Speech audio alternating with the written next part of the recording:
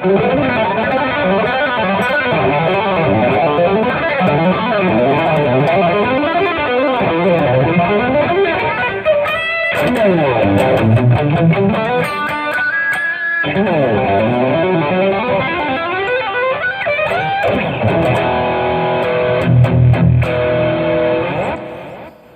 magandang araw sa ating lahat at ano man nating ginawa ay sana nag-enjoy tayo sa ating buong araw na to. At ito tayo sa ating mga lesson ngayon at magpapatuloy tayo ngayon sa ligato. Okay, yung ligato kasi ito yung napakagandang exercise dito sa left hands natin, lalo na sa pagkakaroon ng coordination dito sa ating right hand. So, ngayon magpo-focus muna tayo sa ligato. At meron akong i-share na isang exercise na kung saan pwede natin itong magamit at maging basic na warm up natin tuwing sasabak tayo sa ating pagigitara. At ito yung dito tayo sa 7, 5, tsaka 4. Sa third string, same position yan. Tapos, dito tayo. Okay? 7, 5, 4, 7, 5, 4. Same position na yan. And then, sa 7, 5, 3. Ang magiging kuha natin dyan ay, gagawin natin dyan ay, gawin ganito.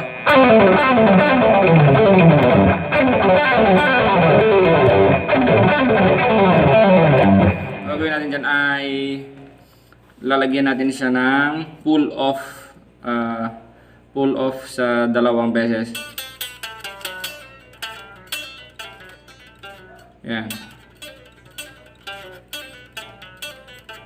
Dalawang beses yan. And then pag umakyat na dito sa dalawa din. Okay, so mangyari niyan ay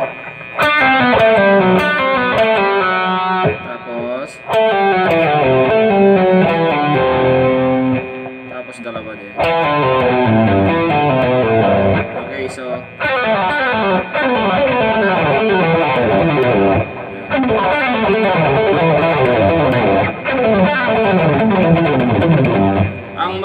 ang magiging design niyan ay lalagyan natin ngayon siya ng palm mute gamit itong palm natin sa right hand. So, kasi pag wala siyang palm mute, ganito ang tunog niyan eh, no?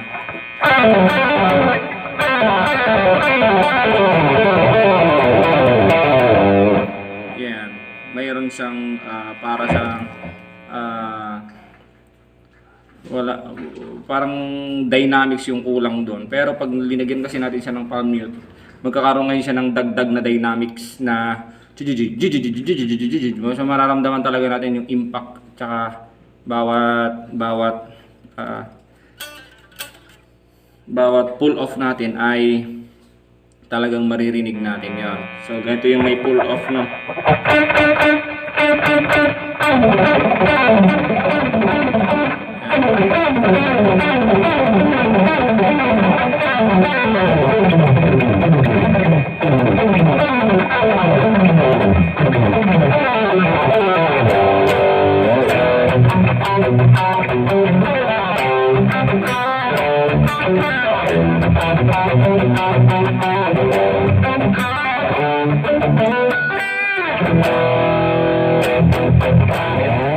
So yun yung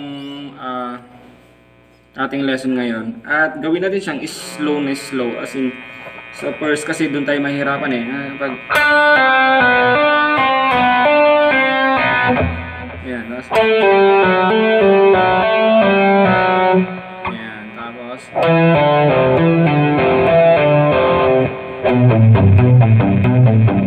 lagyan mo na ng palm mute.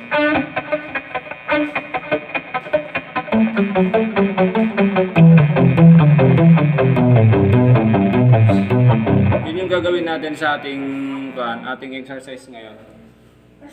Yun yung gagawin natin. Tapos itutuloy-tuloy natin yan sa ating susunod na mga lesson. Dadagdagan natin siya.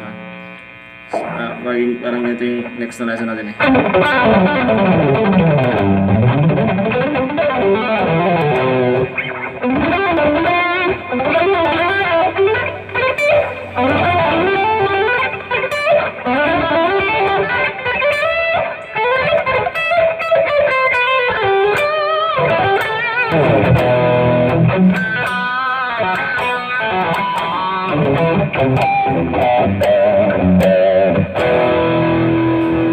Okay, so kung nag-enjoy tayo dyan, pa-support na lang at saka magtuloy-tuloy tayo sa Friday, tuwing Friday at saka Saturday, magkakaroon nga pala tayo ng live na tutorial at lesson natin. Tutuloy-tuloy natin yan.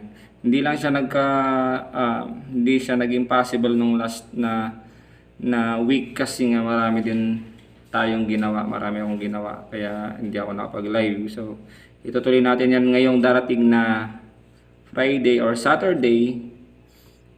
Basta i-subscribe nyo lang at saka mag-like i-bell nyo lang para either sa 2 araw na yun. Pero gabi natin gagawin yon. Magkakaroon tayo ng live tutorial. Okay, so yun.